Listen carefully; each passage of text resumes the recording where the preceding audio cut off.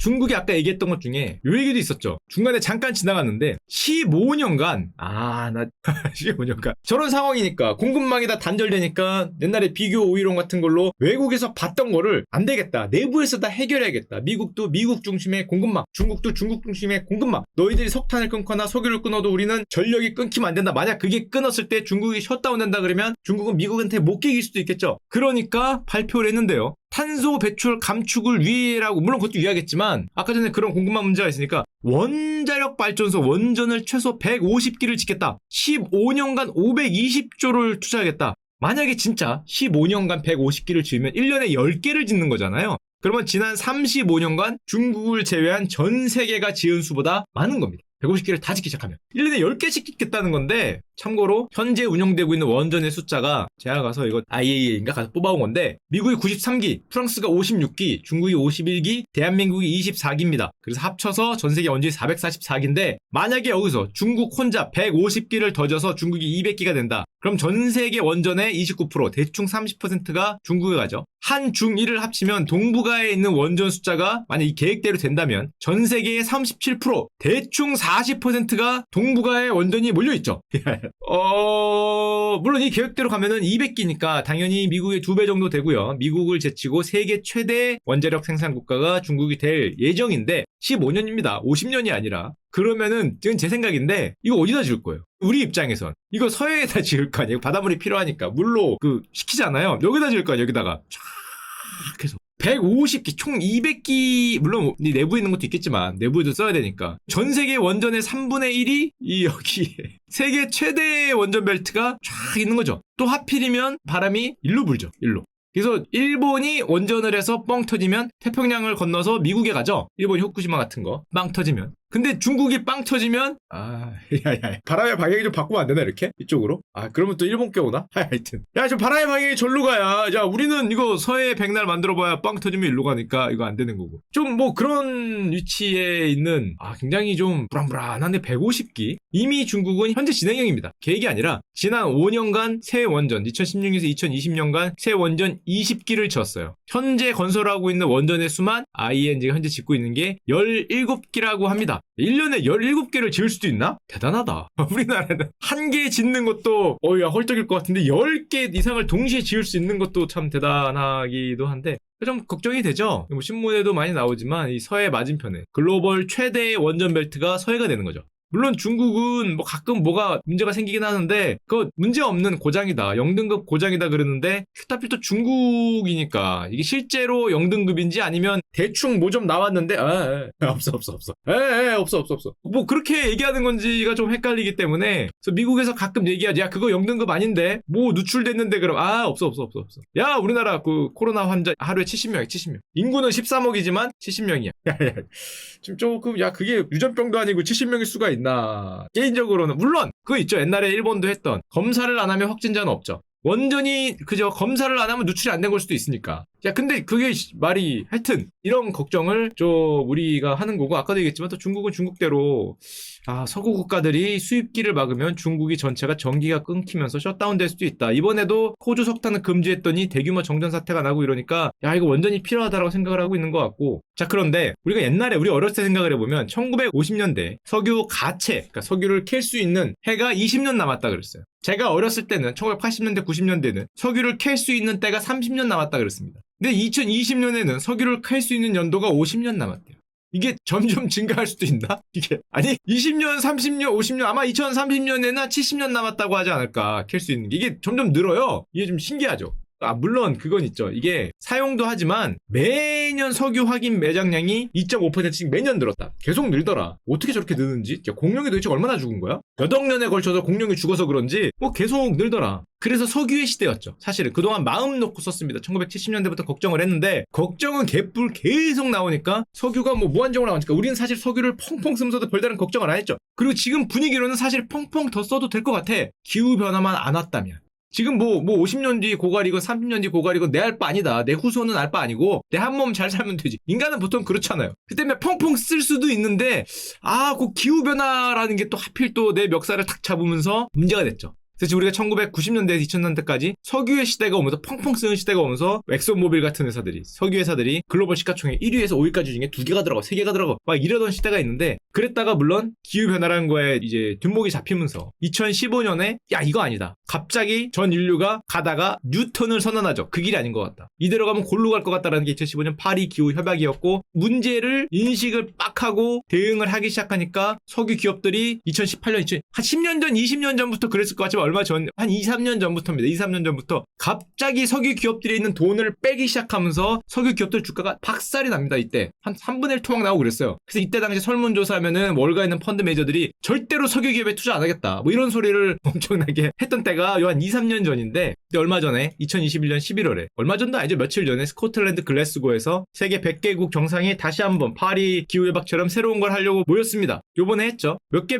발표를 했어요. 2030년까지 산림 벌채를 전면 중단하겠다. 산림 토지 이용 선언. 우리나라도 사인했습니다. 2030년 이후에는 이제 나무 캐서 뭐 안 돼요. 105개국이 합의했다고 하고 가곡 가격 오를래나? 2030년까지 국제 메탄 서약이라 그러는데 메탈 방출 30% 감축하겠다. 이거 아르헨티나 이런 나라들은 자꾸 가축들이 하도 방구를 껴대서 많이 한다 그럽니다. 특히 소님이 뿡뿡하는 양이 장난이 아니라 그러는데 그거 감축하겠다는 거 하여튼 뭐 사인도 다 했고요. 우리나라도 사인했죠. 그다음에 대한민국 포함 40개 국가가 석탄 사용을 단계적 폐지하겠다. 앞으로 석탄 사용 안 하겠다도 사인을 했습니다. 물론 G20 전체가 2050년까지 탄소 중립 합의를 하겠다는 게 이번에 최대 아젠다였는데 몇몇 국가들이 2050년 말고 60년으로 얘기를 하면서 이 사인하는 데 실패했다고 하는데 저걸 실패하니까 노벨 평화상 후보에까지 올리셨던 우리 툰베리 양 저기 또 가셨죠. 저기 가서 너희들 그거 홍보 행사다. COP26이라고 하는데 지금 그 정부 수장들 모여서 하는 거 홍보 행사다. 어떤 목표 달성도 불가능하다. 니들 리더십 없다. 니들이 우리 생각을 하느냐라고 이렇게 항의를 뭐 대안도 좀 얘기해 줬으면 좋겠는데 하여튼 그걸 항의를 했다 그러고요. 하여튼 근데 이게 우리가 몇 년간 보니까 요 최근에 저런 문제 생긴 다음에 2, 3년 뒤에 보니까 아무리 선언을 해도 결국에는 내 발등에 불이 떨어지는 에너지 수급을 할 수 없으면 이게 무용지물이죠. 나 기름 안 쓸 거야. 나 석탄 안 뗄 거야. 그랬는데 일주일만 전기가 안 들어와도 뭐 선언이고 뭐고 중요한 게 아니지. 바로 석탄 떼고 옛날 그거 돌려라 얘들아. 그거 뭐 자 하나 더 줘. 일주일 안 들어오면 난리 나요. 일주일 안 들어오면. 이 정부가 바뀌잖아요. 국민이 가만히 있겠습니까? 여러분들 지금 탄소 그게 중요하니까 지금 한 이번 달 한 달은 전기가 안 들어옵니다. 그러니까 장판 안 되고요. 추워도 이불 두껍게 하시고 그 뭐 이렇게 좀 더워도 그 이거 부치하면서 그 한국에서 죽부인 좀 수입하고 버티십시오. 그러면 정부가 바뀌니까. 아무리 선언을 해도 인간이란 존재가 당장 에너지 수급이 안 되면은 난리 나요. 지금 유럽 보면 알잖아요. 석탄 가격 오르고 막 기름 떼고 지금 뭐 옛날 뭐 풍력이고 뭐고 나발이고 안 돌아가니까 지금 다들 집어 던지니까 그게 안 되죠. 그래서 사실은 그런과 비슷한 게 옛날에도 있었습니다. 여러분들하고 주식 주가 투자하는 분들은 많이 아시는 기업인데요. 세계 풍력 터빈 1위 기업이 베스타스라고 있는데 요즘에 주가가 엄청나게 올랐거든요. 근데 옛날에도 2000년대 초중반에도 한번 올랐어요. 왜? 이때도 될 줄 알았거든. 재생에너지로 바꾸면서 석유의 시대가 가고 재생에너지가 될 것 같았는데 문제를 해보니까 기술이 안 되잖아요. 화석에너지를 대체할 수가 없어요. 이때 당시 기술로는 폭락합니다. 석유 펑펑 쓰고 석탄 펑펑 쓰고 아무리 선언을 해봐야 뭐 안 되니까. 근데 요즘엔 다시 오르죠. 이번에는 대체할 수 있지 않을까. 저도 잘 알고 있습니다. 왜냐 저도 저거에 발맞춰서 친환경 투자를 했거든요. 제가 그때 친환경 투자했던 기업의 이름이 갑자기 기억이 새록새록하네요. OCI라고. 갑자기 옛날 생각이 납니다. 네, 들어갔었죠.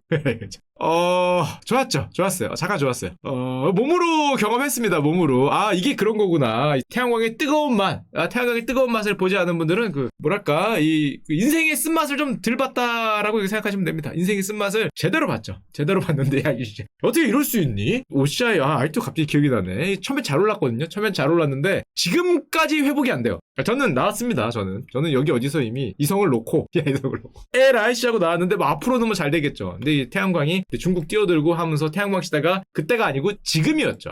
지금 했어야 되는데 너무 빨랐다가 닷컴 버블 같이 태양광 버블에 들어갔다가 날아갔었는데 하여튼 그래서 결론적으로 요즘에 정말 저런 선언, 저런 친환경 에너지 되려면은 이게 돼야겠죠. 석유, 석탄을 대체할 수 있는 에너지원을 우리가 뭐가 됐건 풍력이 됐건 뭐 태양광이 됐건 할 수 있냐. 과거 10년 전과 20년 전과 다르게 기술이 발달이 해서 이제 저거를 커버할 수 있냐. 예를 들면 이런 거. 요즘에 풍력 발전기 사이즈가 과거하고는 비교가 안 되게 무슨 뭡니까 자위 여신상의 2배가 넘는다며요. 이런 거를 돌려서 과연 우리 수요를 다 커버할 수 있냐. 근데 문제는 현재까지 아직 기술로는 쉽지 않을 것 같다. 유럽이 난리가 나고 중국도 저렇게 원전 발전하고 한다니까 새로운 길을 찾아내려는 사람들이 있습니다. 인류가 찾아낸 쉬운 길, 중국처럼 다시 원전으로. 유럽이기 때문에 저런 거 투자 안 하거든요. 친환경 뭐 이런 걸로 재생에너지로 간다 그랬는데 원전에 대규모 투자를 하겠다. 근데 과거하고 달라졌어요. 왜? 이번에 마크롱 아저씨가 얘기한 건데 소형 모듈 원전이란 얘기가 요즘에 갑자기 신문 기사에서도 많이 등장하는 걸 볼 수 있을 겁니다. 우리나라에서도 지금 이거 세미나하고 난리 났어요. 여기저기서 세미나하고 여기저기서 뭐 얘기하겠다. 여기저기서 뭐 지금 과학 뭐 토론도 열리고 있고 이게 뭐냐? 소규모 원자력 발전소라는 건데 옛날 같으면 100이라는 크기의 원전을 20이나 30이라는 인간이 컨트롤할 수 있는 크기의 소규모 소형 모듈 원전으로 바꾸겠다라는 건데 그걸 SMR이라고 합니다. 원자력 출력도 줄이고 이런저런 뭐 예를 들면 물로 식히던 거를 뭐 소금으로 식히고 아니면 뭐 다른 걸로 식히고 하면서 극도로 안전성을 높인 원전, 작은 원전을 만들 수 있을까? 우리가 에너지 혁신이라고 했던 게 그동안은 풍력이나 뭐 태양광 이런 거 막 크게 만들고 효율 높이고 이랬었는데 원전 기술의 혁신으로 석유의 시대의 종말을 외치겠다. 이게 갑자기 이렇게 요즘에 화두가 되면서 전 세계가 갑자기 다시 소형 모듈 원전 연구 개발로 뛰어들고 과학계에서도 화두가 되는 게 사실은 이유가 있습니다. 이 떡밥을 가장 먼저는 아니지만 전 세계로 퍼뜨린 인물 게이츠 형이죠. 빌 게이츠 아저씨가 2010년에 테드에서 강의를 했어요. 지금도 아마 올라와 있을 거예요. 가서 보시면 지구온난화를 해결하는 문제가 지금 현재 인류의 기술론 그 풍력이나 태양광으로는 부족할 거다. 사람들은 아마 또 자기가 불편하면은 또 석탄 떼고 또 석유 떼면서 결국에 기후위기로 갈 거다. 니들이 그 옛날처럼 아껴 쓰면서 우리가 더 아끼고 에너지 아끼고 이런 식으로 하는 게 되겠냐? 안 될 거다. 그래서 물론 친환경 에너지 개발도 필요하지만 원전 기술을 혁신을 해야 지구온난화를 해결할 수 있는 가장 현실적인 인류의 기술로는 이런 얘기를 했어요. 그러면서 현 원전에서 나오는 핵 폐기물을 원료로 사용한다든지 어떤 아이디어가 인류의 석유를 대체할 수 있는 아이디어를 내야 된다. 그래서 마이크로소프트를 은퇴하면서 기업을 하나 새로 세웠습니다. 그게 많이 들어보셨겠지만 테라파워라는 기업이고요. 이 기업이 거의 6년에 만들어서 2007년, 2008년부터 돌아가기 시작하는데 목표는 하나예요. 혁신적인 신개념 원자로를 개발하겠다.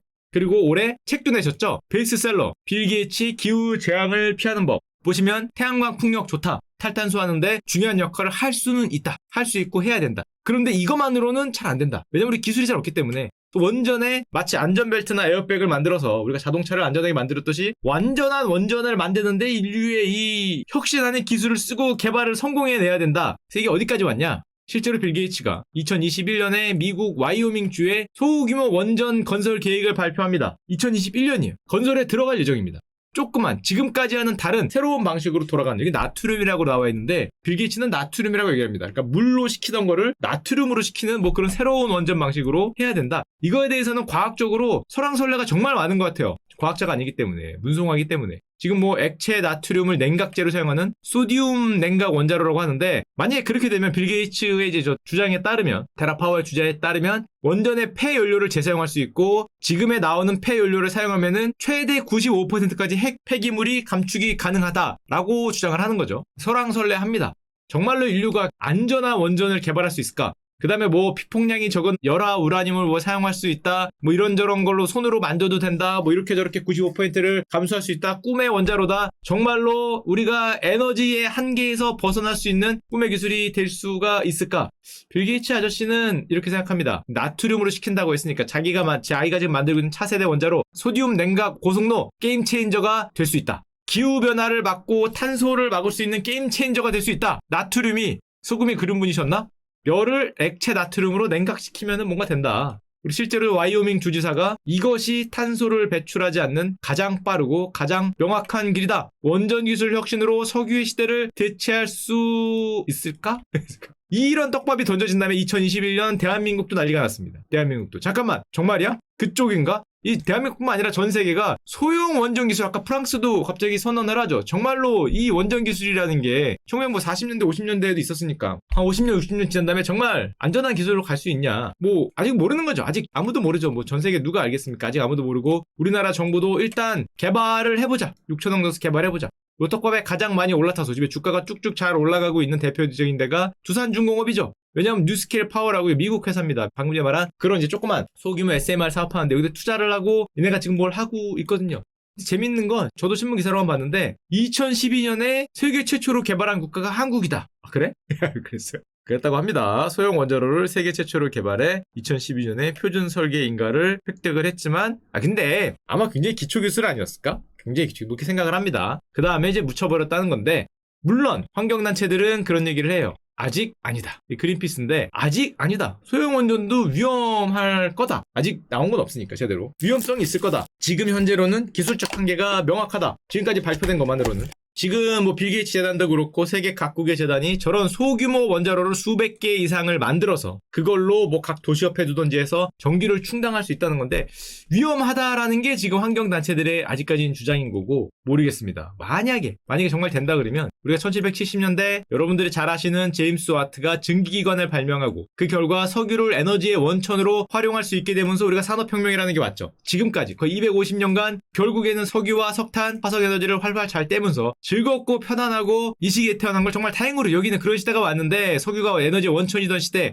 근데 문제는 기후변화라는 거에 태클이 확 걸리면서 지금 어떻게 되나 고민을 하고 있는데, 정말로 석유 이후의 시대로 가는 어떤 기술을 찾을 수 있을까? 되기를 간절히 기원합니다. 되기를. 정말 되기를. 정말 안전한 원전 기술이 나올 수 있을지는 제가 모르겠어요. 문과여서. 된다고 주장을 하니까 정말 되기를 간절히, 저게 만약 되면은 우리가 정말 펑펑, 요즘에 그 전기 아까워 불 끄고 다녀 이런 소리를 하는 게 너무 당연한데, 에어컨 꺼 지금. 지금 기후변화가 어쩐데 아직 에어컨 그 개념 없는 놈이구만 이랬는데, 저게 만약에 정말로 소규모 원전 이게 어떻게 될지 모르겠지만 정말로 펑펑 써도 되는 그런 시대가 올 수 있을지 한번 봐야 되지 않을까 기대해 보겠습니다.